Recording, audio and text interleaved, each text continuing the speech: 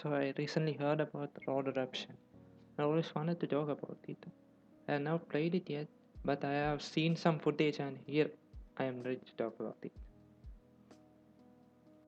Road Rash 94 is one of my first games I ever played on PC. It is one of my favorites. I recently downloaded it on my PC and I still love it. It is one of the timeless classics. There are lots of fine details to it that makes it very immersive. Like the AI players, even though it had its own flaws, it is very fun to play against. They are not dumb. They can mess you up if you are not careful. They are not invincible. They often get hit by vehicles even when you go to higher levels. This prevents them from having an unfair advantage, or maybe have to be toned down. These riders also have different personalities. For example, there is Boss who doesn't like to engage in fights. There is Rhonda who likes to give you lots of airtime. There's Mike who is the opportunist. If you see someone going in the front, that is Mike for sure. Then there is poor Sam at the back, giving you company when everything goes wrong. All of these elements give for a fun gameplay. You are not fighting some randos.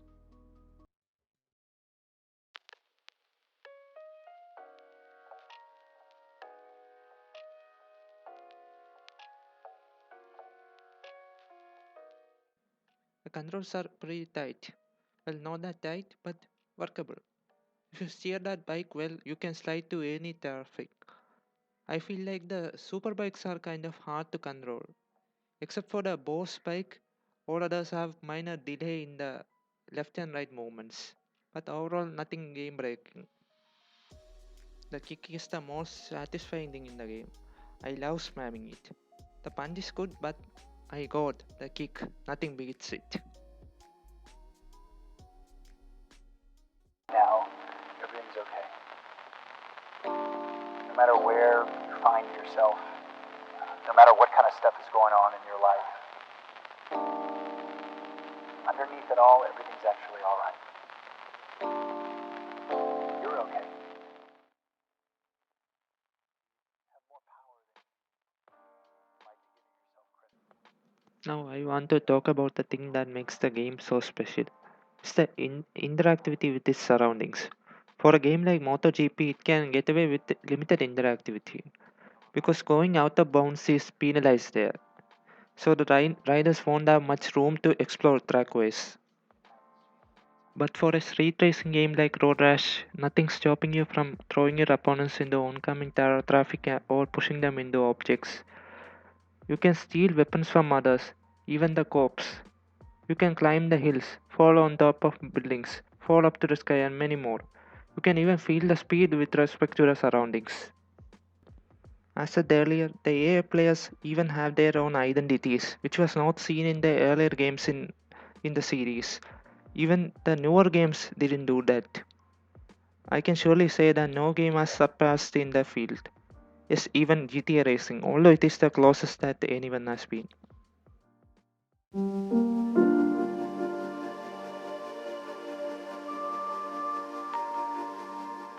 Now let's talk about Road Redemption. Right off the bat, I wanna say one important thing. The developer said it was a successor to Road Rash, not Road Rash 94. People like me expected the latter, but Road Redemption is a successor to Road Rash Jailbreak or 64. To that, I will argue it is pretty good.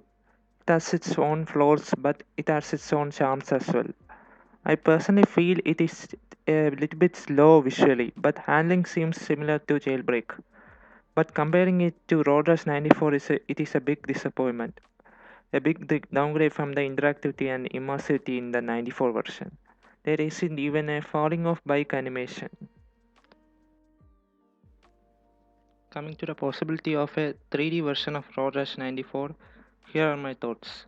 There's a game called Traffic Rider. The movement in that game is amazing. Plug a fighting animation and you have got a good street racing game. It would be in first person view and would need some movement of head view. You might ask why not just make it third person view? To that, I would argue that it is not as easy as it seems. I feel like the sudden moments would be at best goofy and at worst nauseating. Proper frames are needed for the smooth movement. Implementing this might result in a game similar to Road Redemption. Then there is a question of too much reality. We all want a 3D version of the game, but it must be implemented with a creative presentation. You don't want to see a simple real life model of a racer doing the races. It might not be that pleasant. Road Rash itself went out of its way to make their sprites. They were made with real life models, yes, but they implemented it in an arcade way which made it enjoyable. They used custom battles and all. These traits made the game stand out.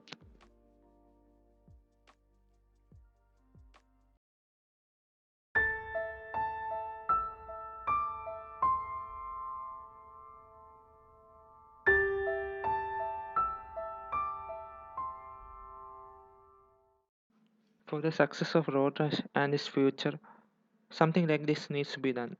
Something out of the box. Maybe it doesn't need to be a 3D game. There's so much potential in 2D animations. I do hope the game doesn't die out and gets some proper successor.